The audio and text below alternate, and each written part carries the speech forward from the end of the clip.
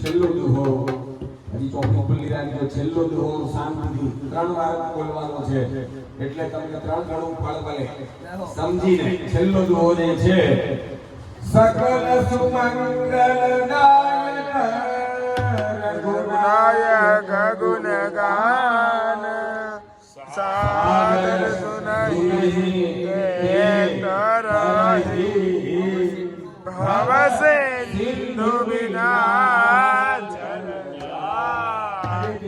જન્મદિવસ છે એટલા માટે આ સકલ સુમંગલદાયક આ પાઠ આપણે એમના માટે કર્યો, આપણે આપણા માટે કર્યો, આપણો વર્તમાન સુધરે એના માટે કર્યો. એટલે બીજી વાર સકલ સુમંગલદાયક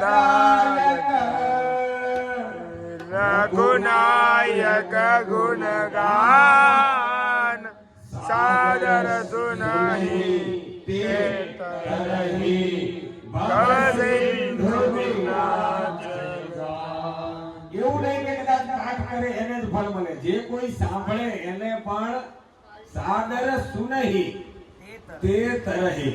એટલે ત્રીજી વાર સકલ સુમંગલદાયક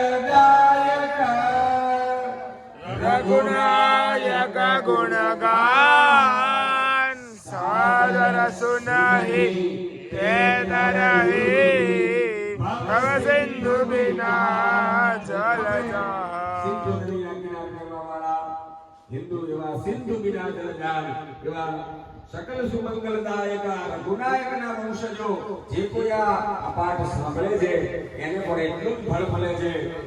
એટલા માટે સુંદરકાંડનો પાઠ આજે પૂનમનો પ્રારંભ થયો એવા વૈશાખ મહિનાની પૂનમના દિવસે જ્યારે તેજલબેનનો જન્મદિવસ હોય ત્યારે હનુમાન ચાલીસાનો પાઠ આપણે બધાએ કરીએ. હનુમાન દાદાને